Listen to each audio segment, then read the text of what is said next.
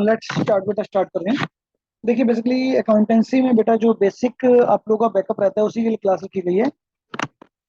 और अकाउंटेंसी को किसी भी चैप्टर वाइज स्टार्ट करने से पहले मैंने जर्नली क्लास में जो बताया है वो ये है कि अकाउंटेंसी की जो फाउंडेशन है बेटा वो इन 5 पिलर्स के ऊपर डिपेंड करती है। तो these are also called the 5 modern approach of accounts. First is the assets, then liability, then capital, then revenue, then expense. हमें ये 5 अप्रोचेस क्लियर होना जरूरी है बेटा। जैसे ही हम लोग ये अप्रोचेस क्लियर कर लेंगे उसके बाद we can start accounting, right? Yes sir. जी। अकाउंट्स के अंदर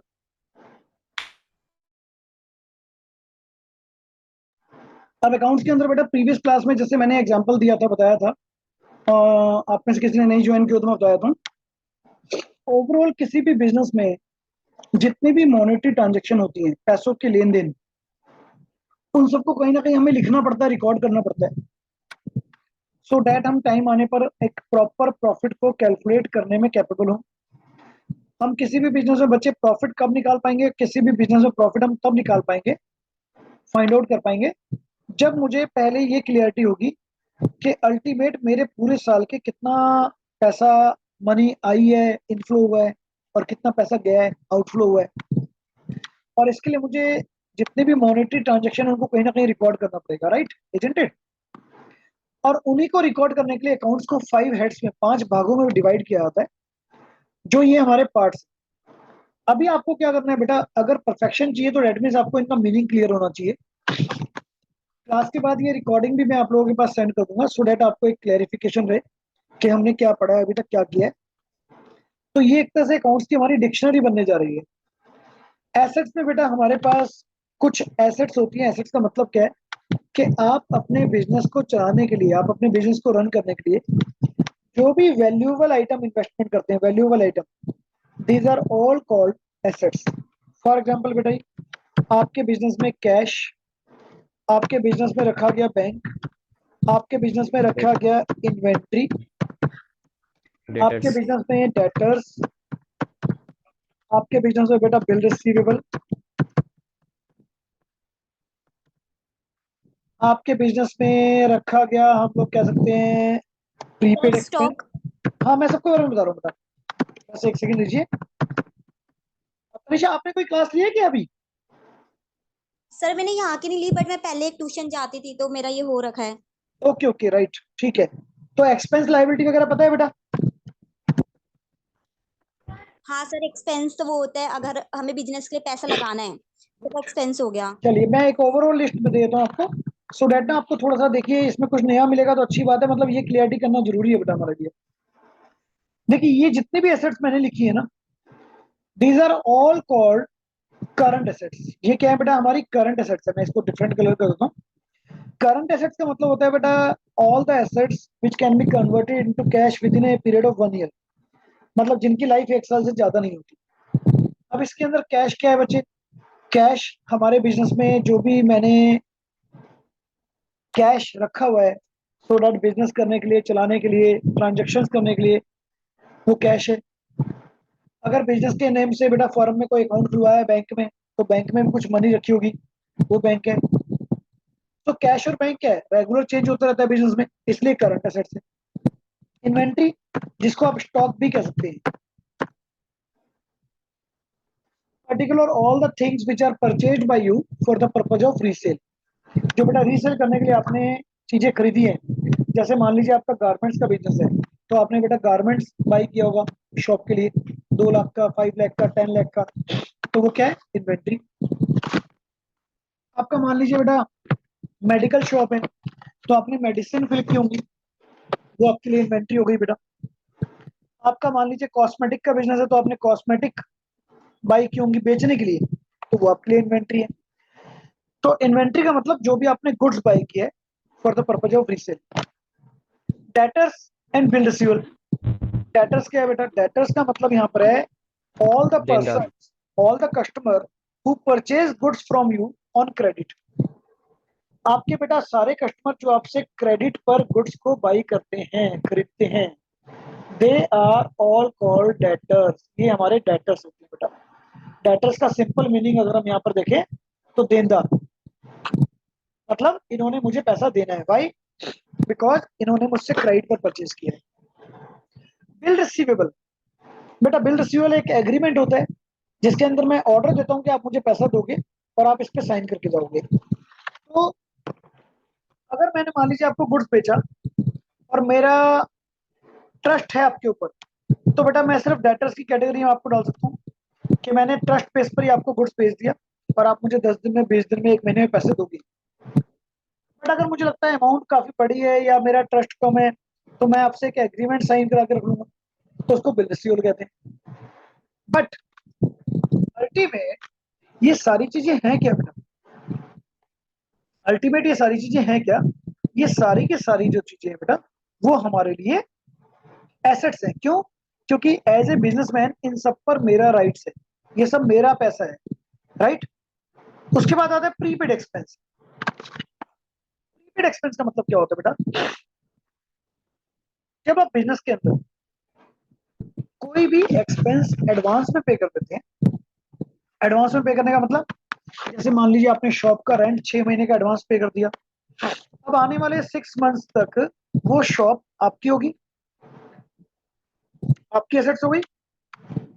आपने बेटा मोबाइल का 6 महीने का बिल एडवांस पे कर दिया, प्रीपेड मोबाइल, अब आने वाले 6 मंथ्स तक मोबाइल का टॉक टाइम आप यूज कर सकते हो।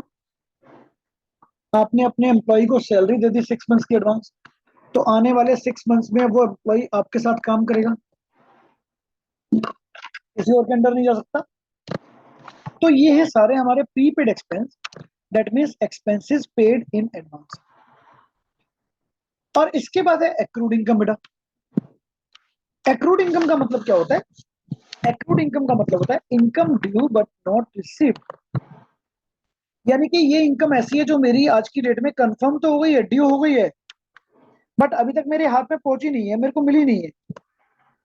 फॉर एग्जाम्पल, आपने अपनी शॉप में से ही हाफ शॉप, आधी शॉप किराए पर दे दी, अब उसका बेटा किराया आज आपको मिलना चाहिए था, आज ड्यू हो गया, पर आपका जो टेनेंट है, किराएदार, बाई चांस वो आउट ऑफ दिल्ली है, वो कहता है जी मैं 3 दिन बाद दिल्ली आऊंगा और आपको पूरा किराया दे दूंगा। तो डेट मीन्स वो किराया मेरा ड्यू तो हो गया, बट अभी तक मुझे मिला नहीं है, तो वो भी मेरी एसेट्स हो गई बेटा। ओवरऑल देखो सब में कॉमन फीचर क्या है? All the assets belonging to me, ये सारा मेरा पैसा है, ये सारा पैसा 1 साल के अंदर मुझे मिल जाएगा और मेरे बिजनेस में काम आ रहा है, तो that's why these are called current assets. तो ये सारी बेटा हमारी करंट एसेट्स के अंदर काउंट की जाती है।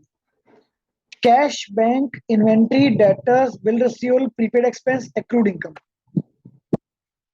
All the 7 assets. अगर बेटा कोई डाउट हो तो you can raise your hand, मैं उसको दोबारा एक्सप्लेन कर दूंगा। बताइए कोई डाउट लेना है इसमें? चलिए ओके, क्लियर है। इसके बाद बेसिकली यहाँ पर अगर हम आगे बात करते हैं तो बेटा हमारी कुछ फिक्स एसेट्स आती हैं। बच्चे फिक्स एसेट्स का मतलब यहाँ पर क्या होता है? फिक्स एसेट्स का मतलब जिन एसेट्स की लाइफ 1 साल से ज्यादा है, जिन एसेट्स की लाइफ 1 ईयर से ज्यादा है। तो 1 ईयर से अगर ज्यादा है तो बेटा वो कौन सी एसेट्स है? जो लॉन्ग टर्म एसेट्स है, जो एक बार मैंने बाई करी बिजनेस के लिए, पर they are running in permanent base. अब इसके अंदर बहुत सारी एसेट्स हो सकती है बेटा, जैसे लैंड एंड बिल्डिंग। अब बेटा बिजनेस से शॉप बाई करते हो तो वो बिल्डिंग का पार्ट ही होता है ना, ऐसे ही बच्चे। और क्या हो सकती है? प्लांट। फर्नीचर। हाँ जी बेटा कुछ कह रहे हैं? Sir tools. सर मैं फर्नीचर बोल रही थी। हाँ जी, फर्नीचर, मशीन हो गई बेटा, इक्विपमेंट, इक्विपमेंट होते हैं बेटा हमारे इलेक्ट्रॉनिकल आइटम जितने भी होते हैं। उसके अलावा बेटा कोई भी kind of motor, motor van वगैरह आपने बाई करी ऑफिस के लिए। टूल्स बोलते हैं टूल्स। बेटा औजारों को, टूल्स बाई किए हैं। तो ये सारी चीजें हमारी फिक्स एसेट्स है, यानी कि आपने ऑफिस के लिए, आपने अपने बिजनेस के लिए एक बार बाई करी है तो आपकी है भी, आप इनके ओनर हैं, वैल्यूएबल हैं, बिजनेस चलाने में हेल्प करेंगी, but these are permanent assets. तो टेक्निकली क्या डिफरेंस हुआ? इनकी लाइफ 12 मंथ्स, 12 महीने से ज्यादा होती है, इसलिए इनको बच्चे जी हम क्या कहते हैं? Fix assets. लेकिन फिक्स एसेट्स में बेटा ये होती है टेंजिबल, इनको आप देख सकते हैं। छू सकते हैं। कुछ इंटेंजिबल एसेट्स भी हो जाती है, वो भी आपको एक बार लिस्ट बनवाया था। हालांकि मैंने पहले भी बैच में बताया था, वो 11th क्लास में अभी यूजेबल नहीं है, बट फिर भी बेटा ये होती है हमारी ब्रांडिंग, गुडविल या पेटेंट्स या ट्रेडमार्क एक्सेट्रा। देखिए गुडविल क्या, आपके नेम एंड फेम की रेपुटेशन। अब आप बेटा एडिडास के शूज बाई करते हैं, पूमा की शर्ट बाई करते हैं, लिबर्टी के शूज बाई करते हैं, हल्दीराम की स्वीट्स बाई करते हैं, तो दैट मीन्स इनका एक ब्रांड है, इनकी एक इंपॉर्टेंस है। तो मार्केट में रेपुटेशन है ना, वो रेपुटेशन भी आपकी अपनी एक एसेट्स का काम करती है, वो भी आपकी है। पेटेंट्स, पेटेंट्स होता है बेटा किसी चीज को बनाने का कोई फॉर्मूला, कोई मेथड, आपने रजिस्टर्ड करा लिया तो nobody can use without your permission, you can sell it, आप इस मेथड को सेल कर सकते हो। ट्रेडमार्क, हर कंपनी का अपना एक लोगो होता है बेटा, उस लोगो की अपनी इंपॉर्टेंस होती है। तो बिजनेस से रिलेटेड ये सारी चीजें आपकी एसेट्स हैं। तो मैंने जो फर्स्ट ग्रे कलर की मार्क में करी है बेटा, दीज आर करंट एसेट्स, क्योंकि इनकी लाइफ छोटी होती है। उसके बाद these are the fix tangible assets, इनको क्या कहते हैं, फिक्स टेंजिबल एसेट्स, क्योंकि इनकी लाइफ बड़ी होती है और आप इनको देख सकते हैं, छू सकते हैं, टच कर सकते हैं। और उसके बाद बेटा गुडविल, पेटेंट, ट्रेडमार्क एक्सेट्रा। ठीक है, चलिए अब कुछ लायबिलिटी पे चलते हैं। एक बार इनमें से कोई क्लैरिफिकेशन चाहिए बताइएगा बेटा।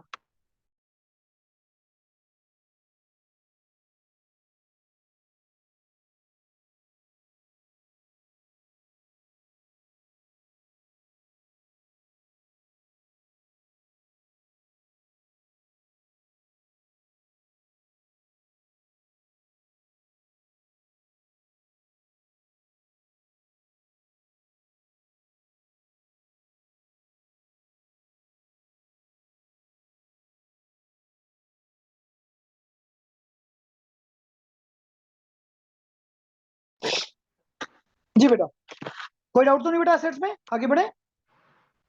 Now the yes liability. Sir. बेटा लायबिलिटीज क्या होती है, लायबिलिटीज होती हैं जो भी मैंने बिजनेस में कहीं से भी बोरोइंग करी है, उधार, जिनका पैसा मुझे वापस देना है, जिनका पैसा मुझे वापस देना है। अब देखिए मुझे आपको, मान लीजिए अभी आप 3 स्टूडेंट फ्रेशर हैं बेटा क्लास में जिनका बैकअप चल रहा है। मान लीजिए मैं बिजनेसमैन हूं और आप तीनों से मैंने हेल्प ली है, आप तीनों का पैसा मुझे वापस करना है, आप तीनों से मैंने लोन लिया है। तो बेटा आप लोग मेरी लाइबिलिटीज हैं, आप लोग क्या हो गए, मेरी लाइबिलिटीज। क्यों, क्योंकि बिजनेस में मैंने आपसे हेल्प ली है।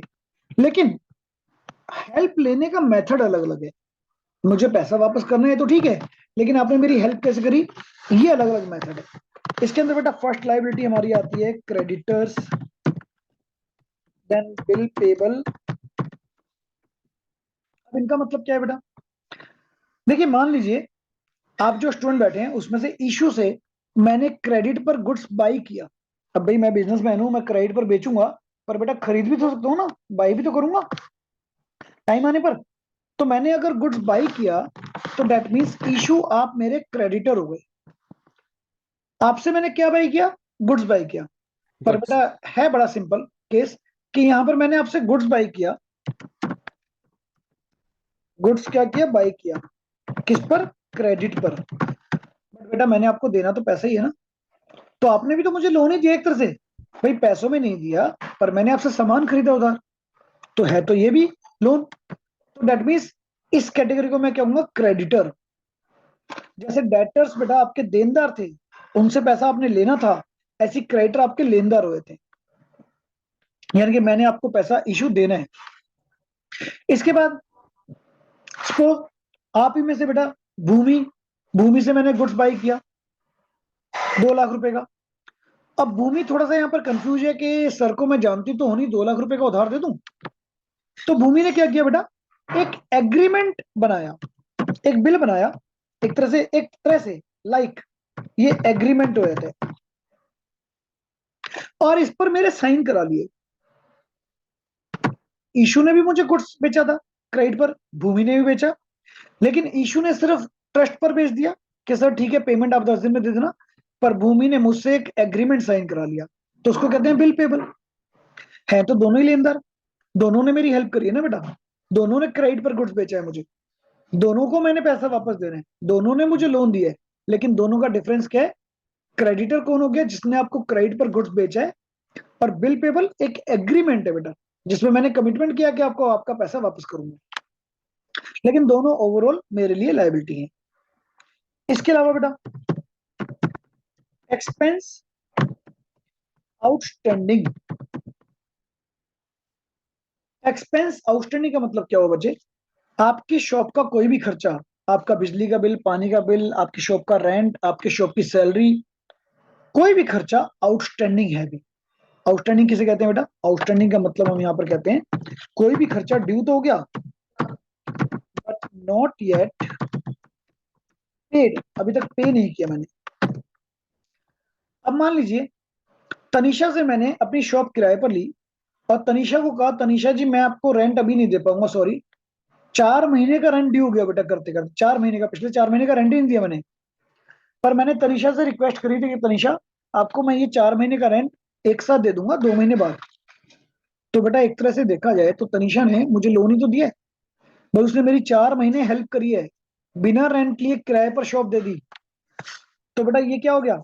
ये हो गया कि खर्चा रेंट ड्यू तो हो गया पर मैंने भी पे नहीं किया।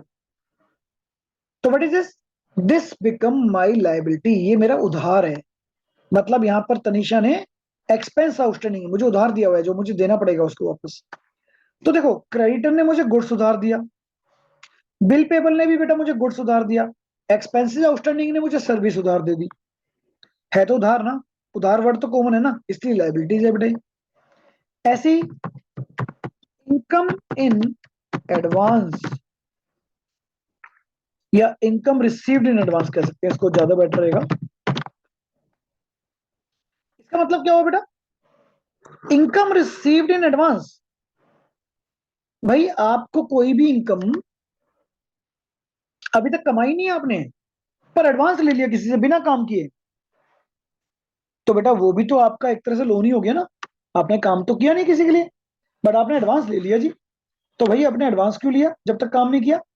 तो बेटा या तो उसका काम पूरा करो जिससे आपने कमिटमेंट किया है, और अगर काम पूरा नहीं करते तो फिर मैं कहूंगा जी आपके लिए लाइबिलिटी है, आप पैसा वापस करो या मेरा काम पूरा करो। तो बिना कोई इनकम काम किए आपने एडवांस में इनकम उठा ली, तो वो भी आपके लिए लाइबिलिटी है बेटा। इसके अलावा बेटा bank overdraft. Bank overdraft, bank में आपके पास मान लीजिए 50,000 रुपए हैं, पर आपने किसी को 70,000 रुपए देने हैं। तो बेटा बैंक से आप रिक्वेस्ट करते हैं कि मेरे 70,000 रुपीज किसी को पे कर दो। तो बैंक क्या करेगा? एज ए बिजनेसमैन आपका नेगेटिव बैलेंस ले जाएगा 20,000, मतलब बैंक से आपने अपने बैलेंस से ज्यादा पैसा निकाल लिया। तो ये है क्या बेटा? इट इज जस्ट लाइक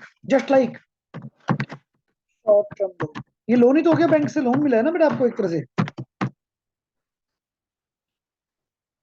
तो ये सभी बेटा आपकी लाइबिलिटीज होती हैं। मतलब यहां पर आपने गुड्स उधार पे लिया, यहां पर आपने कोई सर्विस उधार ले ली, यहां आपने कोई इनकम ले ली पहले एडवांस, यहां आपने बैंक से लोन ले लिया, और ये सब करंट लाइबिलिटी है। करंट लाइबिलिटी का मतलब क्या होता है? शॉर्ट टर्म, जो 1 साल के अंदर पे करनी है। अगर लॉन्ग टर्म लाइबिलिटी कौन सी होगी बेटा? स्पेशली लिखा होगा लॉन्ग टर्म लोन। अगर आपने लोन ऐसा लिया कि 1 साल के बाद पे करना है, तो वो भी आपकी लाइबिलिटी हो गई। तो बिजनेस में जब भी गुड्स क्रेडिट पर बेचोगे तो डेटर, डेटर कहां था बेटा? एसेट्स में। जब भी क्रेडिट पर बाई करोगे, खरीदोगे, तो क्रेडिटर, क्रेडिटर कहां था? लाइबिलिटी में। तो इस तरह से एसेट्स, लाइबिलिटीज और कैपिटल, मैं इसकी रिकॉर्डिंग इसके बाद आप लोगों के पास भेजूंगा। इसी रिकॉर्डिंग को कम से कम 5 बार बार बार सुनिएगा, जब तक आपको ये सारी एसेट्स और लाइबिलिटी की नॉलेज ना हो जाए। कैपिटल क्या होती है बेटा? अगर यहां पर हम कैपिटल देखना चाहे बेटा, तो कैपिटल का मतलब एक सिंपल कॉन्सेप्ट है यहां पर, that means money invested bye owner. जो भी पैसा हमारे बिजनेस के ओनर ने इन्वेस्ट किया है बिजनेस में, वो आपकी कैपिटल होती है। यानी कि देखिए, जब भी आप बिजनेस में बेटा कोई एसेट्स खरीदते हैं, तो एसेट्स खरीदने के लिए पैसा चाहिए ना आपको। जब भी आप बिजनेस में बच्चे कोई भी एसेट्स खरीदते हैं, तो एसेट्स खरीदने के लिए आपको क्या चाहिए? पैसा चाहिए, राइट? अब उस पैसे से होगा क्या? वो पैसा आएगा कहां से? या तो बेटा वो पैसा लायबिलिटी से आएगा, या कैपिटल से आएगा। तो लायबिलिटी आपको जो बाहर से हेल्प मिली है, और कैपिटल जो बेटा आपका अपना पैसा है। तो हमारी एक इक्वेशन बन जाती है इस तरह से। उस इक्वेशन को हम लोग यहाँ पर क्या कहते हैं बेटा, assets is equal to capital plus liability. Assets is equal to liability plus capital, या कैपिटल प्लस लायबिलिटी एक ही बात है। तो ये एक तरह से इक्वेशन बन जाती है बेटा पूरी, कि assets is equal to liability plus capital, जिसके बारे में हम आगे क्लास में डिस्कशन करेंगे। बट बिफोर क्लास, कोई भी क्लास के स्टार्ट करने से पहले you have the complete knowledge about the क्या एसेट्स होती है बेटा, क्या लायबिलिटीज होती है, क्या कैपिटल होती है। इन तीनों में से बताओ बेटा, कोई डाउट लेना हो तो दोबारा एक बार देख लो। Any kind of liability?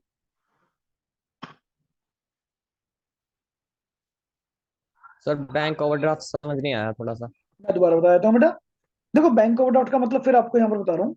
एक तरह से बैंक ओवरड्राफ्ट का मतलब क्या है बच्चे यहाँ पर, बैंक ओवरड्राफ्ट किसे कहते हैं बेटा, बैंक ओवरड्राफ्ट। बैंक ओवरड्राफ्ट का मतलब यहाँ पर हुआ कि फॉर एग्जाम्पल बिजनेसमैन के लिए क्या होता है बेटा, चलो इसको थोड़ा डिटेल में ले लेते हैं। देखो बेटा, जो आप लोग हैं, आप लोग मतलब सर्विस क्लास। अब सर्विस क्लास में क्या होता है बच्चे, सेविंग बैंक अकाउंट खुलता है बैंक में। अब सेविंग बैंक का मतलब क्या होता है कि अगर आपके बैंक में इशू मान लीजिए 20,000 रुपए, 20,000, बट आपने बेटा चेक काट दिया 30,000 का, 30,000 का, तो चेक क्या हो जाएगा बेटा, टेल मी, बाउंस हो जाएगा, है ना। Yes sir. लेकिन बिजनेसमैन का अकाउंट होता है बेटा करंट अकाउंट। करंट अकाउंट के अंदर मतलब क्या होता है कि बैंक ने आपका अकाउंट करंट अकाउंट में खोला हुआ है। करंट अकाउंट का मतलब आपका चेक बाउंस नहीं होगा बच्चे। आपके अकाउंट में बैलेंस कितना है, 20,000, एग्जाम्पल यहां बता रहा हूं, आपके अकाउंट में बैलेंस है 20,000, बट आपने बेटा चेक कितने का काट दिया, 30,000 का। तो बैंक आपका चेक क्लियर कर देगा, लेकिन आपको ये इंटीमेशन भेज देगा कि इशू आपके अकाउंट में -10,000 बैलेंस चल रहा है। तो इसका मतलब क्या हुआ बेटा, बैंक ने आपको 10,000 रुपीज का लोन ही तो दिया ना। तो इस यस सर। सिचुएशन को मैं कहूंगा बैंक ओवरड्राफ्ट।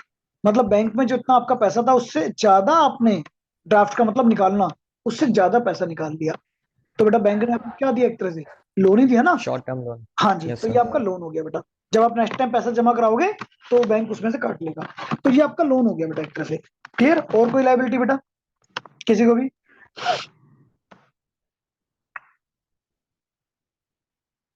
Okay, good.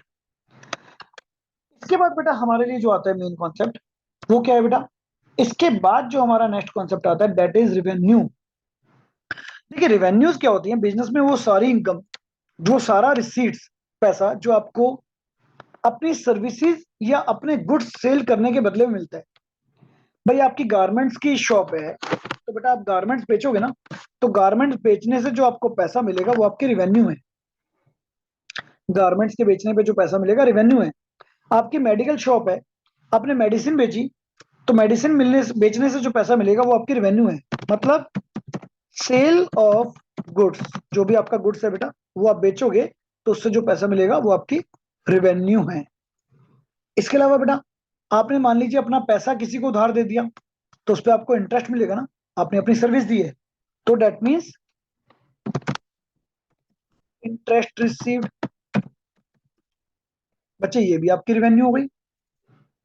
इसके अलावा आपने रेंट अपनी शॉप, रिसीव्ड। हाँ जी, शॉप का कोई छोटा सा पार्ट आपने किराए पर दे दिया, रेंट रिसीव्ड। कोई किसी के लिए कोई काम किया तो बेटा कमीशन रिसीव्ड। मतलब समझो कोई भी चीज आपको रिसीव्ड हो रही है ना, कोई भी चीज मतलब एनी काइंड ऑफ इनकम, तो वो बेटा जी एक तरह से आपके लिए किसका काम करेगी, आपकी रेवेन्यू का। ये सारे बिजनेस में रेवेन्यू है मेरी। बहुत ज्यादा रेवेन्यू नहीं होती बेटा, जनरली रेवेन्यू थोड़ी सी होती है। तो कोई भी sale of goods, interest received, rent received, commission received, ये आपकी रेवेन्यूज होती है। नाउ द एक्सपेंसेस क्या है फिर बेटा, एक्सपेंसेस है आपकी शॉप के चलाने वाले खर्चे। आपने कोई चीज बाई कर ली तो वो तो आपकी एसेट्स हो गई। मान लीजिए आपने फर्नीचर खरीदा, मान लीजिए आपने शॉप खरीदी, वो आपकी एसेट्स हो गई। लेकिन मैं कहता हूं भाई अभी मेरे पास इतने पैसे नहीं है, मैं शॉप को किराए पर ले लेता हूँ, तो बेटा किसी चीज की सर्विस को अवेल करने के लिए जो आपने पेमेंट करी है वो आपकी हो गई एक्सपेंसेस। जैसे कि rent paid, salary paid, wages paid, बहुत सारे एक्सपेंस होते हैं बेटा शॉप में। तो कोई आपने बिल पे किया, मान लीजिए बिजली का, पानी का, कुछ भी ऐसा उधार लिया तो बेटा इंटरेस्ट पेड किया होगा, राइट। इसके अलावा ट्रांसपोर्टेशन का खर्चा बेटा कार्टेज पेड किया होगा, ट्रांसपोर्टेशन का खर्चा बोलते हैं इसको। इसके अलावा आपने स्टेशनरी खरीदी होगी बेटा, स्टेशनरी एक्सपेंस। इसके अलावा आपने कोई भी खर्चा पे किया हो, मतलब खर्चे की कोई लिस्ट नहीं होती ना बेटा। जब आप शॉप में बैठे हो तो पता नहीं कितने खर्चे होते हैं। आपने शॉप के लिए एडवर्टाइजमेंट किया, वो भी आपका खर्चा है बेटा। तो there are so many expenses incurred in the expenses, बहुत सारे खर्चे होते हैं बेटा शॉप के, ये सारे आपके खर्चे हैं। तो ओवरऑल अकाउंट्स के अंदर ना हमें इनकी वाइफरकेशन क्लियर होना बहुत जरूरी है बेटा। जितना भी हमने assets, liability, capital, revenue, expense, इनको रीड किया है। और कोई एक दिन में होने वाली चीज नहीं है। मैंने आप में से शायद 2 बच्चे तो बेटा क्लास ऑलरेडी लास्ट क्लास में आए थे, तो मैंने बताया था ये सब चीजें बेटा कोई एक दिन में होने वाली नहीं है। इट टेक सम टाइम, इसको करने में आपको टाइम लगेगा। क्यों लगेगा बेटा? क्योंकि आपको हर एक हेड को बार बार रीड करना है, लर्न करना है, समझना है। रीजन, हम लोग बेटा हर एक कॉन्सेप्ट को अलग अलग हेड खोलते हैं, अलग अलग सब हेड बनाते हैं हम उनके। तो उससे क्या होता है बेटा, जब हम हेड और सब हेड बनाते हैं तो मुझे पता होना चाहिए कि मैं किस हेड में किसको डालूं, ठीक है ना। ये मुझे पता होना चाहिए बिजनेस का कैश पे क्या इफेक्ट पड़ेगा, किसी ट्रांजेक्शन का डेटर पर क्या इफेक्ट पड़ेगा। मतलब जब भी आपने गुड्स अगर क्रेडिट पर बेचा तो आपको पता होना चाहिए बेटा कि डेटर्स, एक हमारा नया अकाउंट खुलेगा, डेटर्स के अंदर हम उसकी एंट्री करेंगे।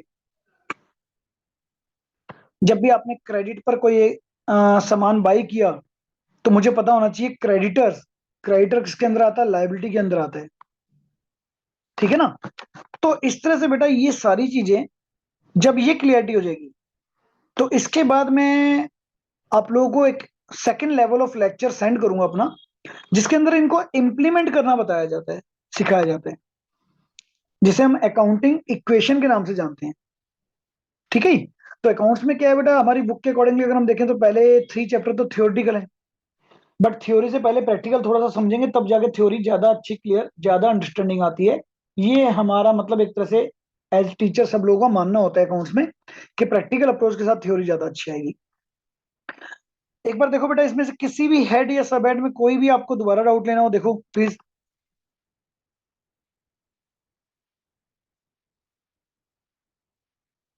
क्लियर है? तो बेसिकली थोड़ा सा मैं आपको डिस्कस कर दूं कि क्यों हम इन चीजों को पढ़ रहे हैं बेटा। ये चीज समझनी जरूरी है ना कि हम आखिर इन चीजों को कर क्यों रहे हैं। क्योंकि बेटा इसके पीछे लॉजिक, इसके पीछे रीजन बड़ा सिंपल है यहाँ पर, कि आपको धीरे धीरे हर एसेट्स, हर लायबिलिटी, हर कैपिटल की इंडिविजुअल नॉलेज होनी चाहिए। वाई? बिकॉज सो डैट कि आप उसको प्रॉपरली अलग से हेड वाइज इक्वेशन में सेटल कर सकें। क्योंकि बेटा अगर आप सेटल नहीं कर पाएंगे तो फिर आपके लिए प्रॉब्लम आएगी, क्योंकि आपको बेसिक नहीं क्लियर होंगे उस टाइम पर। और बेसिक को क्लियर किए बिना बेटा बात ही नहीं बनेगी, मजा ही नहीं आएगा। कैसे? क्योंकि बेसिक को क्लियर किए बिना तो हम कर ही नहीं पाएंगे ना बेटा। तो इसके लिए क्या है, अकाउंटिंग इक्वेशन के लिए सबसे पहले फर्स्ट ऑफ ऑल मुझे ये क्लियरिटी होनी चाहिए कि अल्टीमेट कौन कौन सी हमारी अलग अलग एसेट्स है, कौन कौन सी हमारी लाइबिलिटीज है। जैसे फॉर एग्जांपल एक छोटा सा एग्जांपल आपको शो कर रहा हूं यहाँ पर, देखो ये देखो, ये बेटा जैसे अकाउंटिंग इक्वेशन होता है। अब इसके अंदर देखिए एसेट्स में अलग अलग कॉलम अगर आप देखेंगे बना रखे ना यहाँ पर, कैश, ये देखिए बेटा कैश का कॉलम है। अब जब भी कैश मेरे बिजनेस में आएगा मैं इसी कॉलम में प्लस करूंगा, जब भी कैश जाएगा इसी कॉलम में माइनस कर रहा हूं। इन्वेंट्री, जब भी इन्वेंट्री आएगी मैं प्लस करूंगा, जब भी इन्वेंट्री यहां से जाएगी माइनस करूंगा। मशीन, जब भी मशीन खरीदूंगा बाई करूंगा प्लस करूंगा, जब भी मशीन जाएगी माइनस करूंगा। लाइबिलिटी का ऐसी कॉलम है, इस क्वेश्चन में कोई लाइबिलिटी होगी नहीं, कैपिटल का कॉलम है। तो जब आप ट्रांजेक्शन पढ़ते हैं, इसको बोलते हैं हम transaction. Started business with cash rupees 5 lakh. अब आपने भाई बिजनेस अगर 5 लाख रुपए से स्टार्ट किया है तो आप ये चेक करोगे कि बिजनेस में विच ऑफ द एसेट्स, कौन सी एसेट्स आपकी इंक्रीज हो रही है, कौन सी एसेट्स आ रही है। तो मैंने जज किया अगर 5 लाख रुपए कैश से बिजनेस स्टार्ट किया तो मेरे बिजनेस में सबसे पहले तो बेटा कैश ही आ रहा है। अब मुझे पता होना चाहिए ना, हाँ कैश तो मैंने एक एसेट्स पड़ी थी, बिल्कुल पड़ी थी। तो 5 लाख रुपीज देखिए यहाँ पर कैश में मैंने ऐड किए ना, तो 5 लाख रुपए कैश हो गए बेटा। एंड क्योंकि मेरा अपना पैसा है तो debt is my capital, it become my capital. लेकिन इनकी क्लियरिटी कब आएगी? इनकी क्लियरिटी बच्चे तब आएगी अगर मुझे यहाँ पर ये पता होगा कि ये मेरी एसेट्स हैं और ये मेरी लाइबिलिटीज हैं, ये मेरी कैपिटल है, ये मेरी रिवेन्यूज हैं, ये मेरे एक्सपेंसेस हैं। उसके बाद ही हम अकाउंटेंसी को स्टार्ट और एंड कर सकते हैं पूरे साल। मैंने पहले ही बताया था लास्ट क्लास में, पूरे साल क्या पूरी life, the whole life accountancy in 5 heads से बाहर नहीं जाता। जिन्होंने 5 हेड्स अच्छी तरह किए वो अकाउंटेंसी को बहुत अच्छा कर पाएंगे। ठीक है बेटा, अब बताइए कोई डाउट लेना है? देखो इसमें से किसी भी एसेट्स या लाइबिलिटी में एक बार क्रॉस चेक कर लो। मैं इसको पूरी स्क्रीन पे ले आता हूँ। देखो एक बार जितनी भी मैंने एसेट्स एंड लाइबिलिटी, एक बार स्क्रीनशॉट ले लो, उसका बेटर रहेगा आपको। टेक योर स्क्रीनशॉट बेटा, सो डेट आपके इजी होगा। इसको बार बार आपको रीकैप करना है।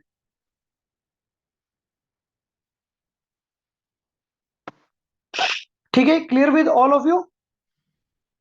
Yes sir. Yes sir. Yes sir. तो बेटा इसको बार बार रिकैप करना है। इसकी रिकॉर्डिंग मैं अभी with in half an hour आप लोगों के पास सेंड कर दूंगा। सो रिकॉर्डिंग, भूमि आपका तो कांटेक्ट नंबर, अच्छा मैं सर को भेज दूंगा, चलो मैं एटीसी ऑफिस में भेज दूंगा, वहां से आ जाएगा। ठीक है। तनिषा एक बार आप अपना नंबर बेटा चैट बॉक्स में लिख दीजिएगा, बाकियों का नंबर है मेरे पास, आपका नहीं है। तो इसकी रिकॉर्डिंग में सेंड कर दूंगा, इसको बार बार देखना। और इसके आगे एडवांस रिकॉर्डिंग एक और भेजूंगा, सो डेट आपको अकाउंटिंग क्वेश्चन की कुछ समझ में आएगा। बाकी क्लास में तो बेटा हम रिकैप कर ही रहे हैं सारा। ठीक है, ऐसे ही बेटा बीच बीच में क्लास एक्स्ट्रा रखता रहूंगा। बाकी ऑफलाइन क्लास में तो आना ही है, वो तो कंटिन्यू चलेंगी चलेंगी। बट इसका बेनिफिट ये मिलेगा आपको एक्स्ट्रा कि हाँ भाई आपको क्लियरिटी रहेगी कि अल्टीमेट बेटा हमें करना क्या है। तो पहले तो एटलीस्ट, सबसे पहले तो एटलीस्ट बेटा इनको रिवाइज कीजिएगा। एक बार फिर फाइनली पूछ रहा हूँ बेटा, all the assets and liabilities, जितनी भी एसेट्स एंड लाइबिलिटीज है, आई थिंक सबको क्लियर है पूरी? ठीक है। Yes sir. और इसकी रिकॉर्डिंग में दोबारा सुनिएगा, फिर आपको और क्लियरिटी होगी। नेक्स्ट क्लास में जब आप कल आएंगे क्लास में इवनिंग में, कल, हाँ कल क्लास हमारी है 6 o'clock है ना, राइट? कल अकाउंट्स की क्लास तो 6 PM है। तो बेटा उस टाइम पर फिर जो भी इसके डाउट होंगे वो कंसिडर करूंगा और आगे एडवांस लेवल कराऊंगा। ठीक है, चलिए ओके बेटा, गुड बाय, ओवर करो इसको। Okay sir, bye. ओके बेटा, yes sir, bye. Bye sir. Goodbye बेटा, goodbye, okay take care, bye bye.